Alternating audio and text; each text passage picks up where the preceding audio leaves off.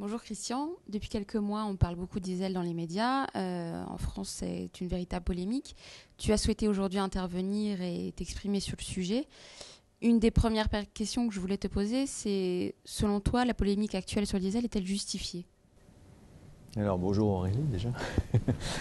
La polémique sur le diesel, je pense que le groupe PSA Peugeot Citroën s'est déjà exprimé plusieurs fois. On pense que c'est une polémique qui n'a pas lieu d'être. Je pense qu'il faut bien remettre les choses en perspective. Le diesel d'aujourd'hui, le diesel qu'on vend tous les jours, n'a absolument plus rien à voir avec le diesel dont on parlait il y a encore quelques années. Le diesel aujourd'hui est propre, est totalement propre. La norme Euro 5, depuis janvier 2011, a imposé le filtre à particules. Et la norme Euro 6, qui arrive là dans quelques mois, va mettre les moteurs diesel au même niveau d'oxyde d'azote que les moteurs essence. Donc un moteur diesel ne pollue pas plus qu'un moteur essence. Alors, je pense que PSA défend le diesel parce que le diesel aujourd'hui a besoin d'être défendu en France parce qu'il est attaqué injustement. Et encore une fois, c'est très français. Cette polémique-là, elle n'existe pas en Allemagne, qui est aussi un acteur très puissant en diesel, avec les constructeurs, mais aussi avec les équipementiers. Pourquoi? Parce que, je viens de le dire, le diesel est un moteur propre, et puis c'est un moteur, et ça c'est la physique, c'est la chimie, c'est la thermodynamique qui nous le dit, c'est 20% de consommation de moins, et c'est 15% de CO2 de moins. Donc, quand demain on se projette en 2020 avec 95 grammes par kilomètre de CO2 pour la flotte moyenne d'un constructeur, sans diesel, ça ne va pas être simple. Les 15% d'écart de CO2 sur un moteur essence, il va falloir les retrouver. Ça ne va pas être gratuit. Ça va être recours à de l'hybridation. Est-ce que nos clients arriveront à se payer cela? Parce qu'en fait, on ne fera pas mieux qu'un diesel au même prix, voire plus cher qu'un diesel. Bon. Donc nous, on ne fait pas l'apologie du diesel. On dit que le diesel est une arme contre le CO2, contre la consommation. C'est une arme importante qui n'a absolument plus rien à se reprocher en termes de pollution, d'environnement. Et donc, c'est un outil très fort pour réduire le CO2, pour réduire les émissions de CO2. Et PSA, encore une fois, ne fait pas que du diesel.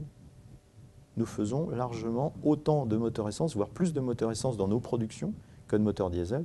Et on vient d'investir massivement dans une nouvelle famille de petits moteurs essence. Nous allons aborder donc les commentaires des internautes qui sont venus sur le blog Plein Phare. Tu as souhaité toi-même répondre en fait à ces questions. Je pense que c'est intéressant qu'on puisse avoir un dialogue direct avec les internautes. Déjà, c'est un super moyen de communication.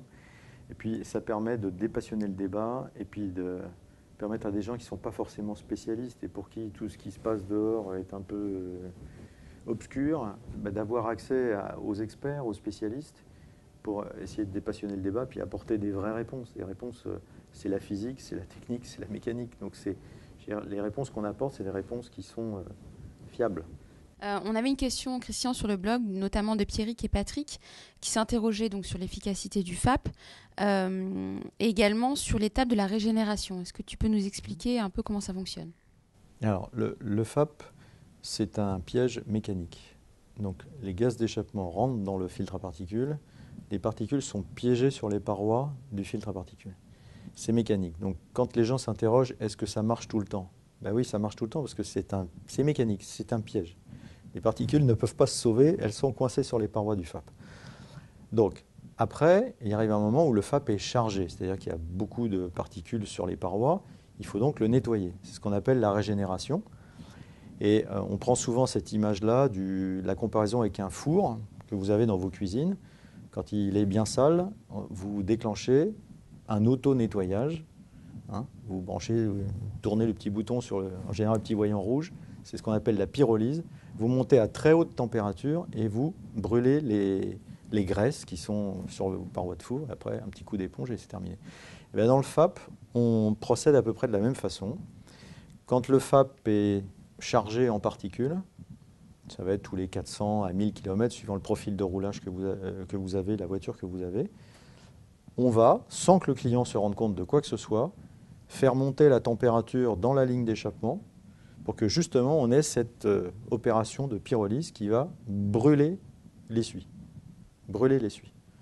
Et donc derrière, il n'y a plus d'essuie, il y a de la vapeur d'eau qui sort derrière. pour continuer sur le FAP, on a eu d'autres questions sur l'efficacité dans le temps du FAP. Est-ce que le FAP est efficace dans la durée? Alors, encore une fois, hein, il piège tout le temps. Donc, il est efficace tout le temps. Après, peut y avoir des questions de la durée de vie du système. Alors, les tout premiers FAP qui sont sortis dans les années 2000, quand on a été les tout premiers à sortir, il fallait avoir une opération de nettoyage du FAP à peu près à 120 000 km. Bon. La technologie a énormément progressé et aujourd'hui, le FAP, c'est pour la vie de la voiture. On ne le nettoie pas. C'est 240 250 000 km. Donc, il est efficace sur toute la vie de la voiture. On a juste une petite opération, c'est que le filtre à particules de PSA est très particulier, il est unique au monde, c'est un filtre à particules additivé. Donc on a un tout petit réservoir d'additifs dont il faut refaire le plein à 120 000 km. Et donc ça se fait dans vos maintenances habituelles pour l'huile, pour les filtres à air, etc. Et vous vous rendez compte de rien. Voilà. On a eu également beaucoup de questions sur le blog sur le Japon. Le diesel est-il toujours interdit aujourd'hui au Japon? Non. Non, le diesel est... Je ne sais même pas s'il a vraiment été interdit au Japon. Il y a eu, à un moment donné, un arrêt des productions diesel au Japon. Et ce qu'il faut savoir, c'est qu'aujourd'hui, le Japon repart en diesel. Il y a un de nos concurrents japonais, d'ailleurs, qui a un modèle phare dont on a eu les volumes. Il est à 80% vendu en diesel au Japon. On sait que le Japon, comme beaucoup de pays, avec la problématique du CO2 et le fait qu'un diesel émet 15% de moins de CO2 qu'un moteur essence, il y a beaucoup de pays où aujourd'hui il n'y a pas ou très peu de diesel qui se posent la question d'introduire du diesel. Donc le Japon repart en diesel aujourd'hui. Il y a des ventes, des constructeurs japonais en diesel. Nous-mêmes sommes en train de regarder très près la question. Il y a d'autres pays, les États-Unis se posent la question d'introduire du diesel en berline. La Chine y réfléchit. Bon, donc ça bouge beaucoup. Il y a beaucoup de pays qui pensent au diesel, principalement pour le CO2. Hein. Réduction de la consommation et réduction du CO2. Aujourd'hui, je me pose moi aussi la question personnellement, Christian, les personnes qui achètent un véhicule diesel, font-ils toujours autant une affaire, j'ai envie de dire, par rapport à l'essence? Est-ce qu'il est toujours aussi intéressant d'acheter un véhicule diesel? Je dirais que ça n'a pas forcément beaucoup changé. Et tout dépend de votre usage, de l'usage que vous faites de la voiture. C'est sûr que si vous roulez très peu et beaucoup en ville, et donc vous avez une petite voiture, une petite urbaine pour la ville, un moteur diesel étant un peu plus chargé en technologie qu'un moteur essence, il coûte plus cher à l'achat. Donc, si effectivement vous roulez très peu, petite voiture en ville, un petit moteur essence fera très bien l'affaire. Et les petits moteurs essence de nouvelle génération sont extrêmement performants et ça se passe très bien et il vaut mieux acheter une voiture essence. Dès lors que vous roulez de façon assez soutenue sur des voitures un peu plus grosses, vous avez tout intérêt à rouler en diesel. Le surcoût à l'achat, vous allez très vite le retrouver dans votre gain de consommation. C'est 20% de consommation de moins en moyenne. Au-delà du CO2, des 15% de CO2, c'est 20% en litres au 100 que vous allez économiser. Et donc, même à iso-prix de carburant, il y a toujours ces 20% de consommation en moins que vous allez retrouver dans vos coûts d'utilisation de la voiture.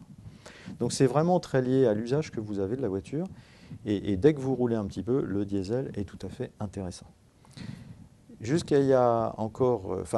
un des avantages du diesel aussi, c'est que le diesel est très robuste aux conditions d'utilisation. Un diesel, vous pouvez le malmener ou le conduire très pépère, entre guillemets. Vous allez voir relativement peu de différence dans votre consommation. Les moteurs essence sont plus sensibles à la façon dont vous conduisez.